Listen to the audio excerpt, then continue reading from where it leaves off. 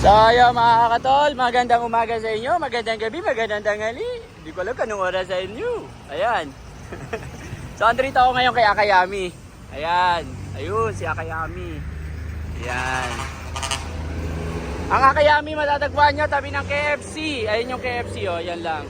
Ito yung checkpoint sa Carmona, Cavite. Ayan yun, Jollibee checkpoint. Ito yung KFC, ayan, sa gilid lang na yan. Tapos ito, makikita nyo ito, Piolo's Hangout. Ayan. Ayan. So, pasok nyo rito, makikita nyo ito, Akayami.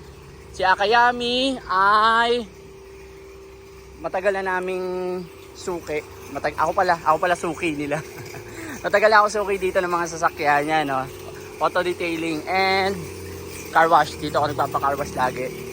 Ayan. So, ayun yung Montero namin. Ito yung van. Kaya ako ando rito. Ayan, titry ni Eugene. Oh. Ayan, shoutout sa Eugene. Ayan, yan ang malupit na tumitira ng detailing dito.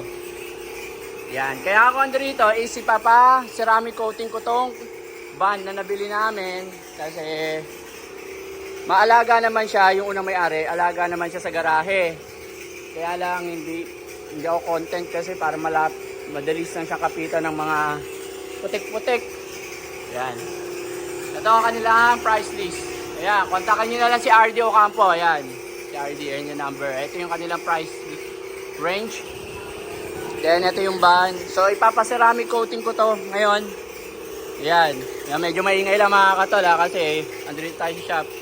So, ito yung van. Ayan. So, ipapaceramic coating ko to and then, pati yung sa salamin, ipapatira na rin natin yan. Although wala naman siya masyadong watermarks kasi nga may sariling garahe to doon sa unang may-ari. Ayan. So kontakin nyo lang Akayami RD Ocampo. Ayan. The best dito mga katol. Highly recommended ko to. Ayan.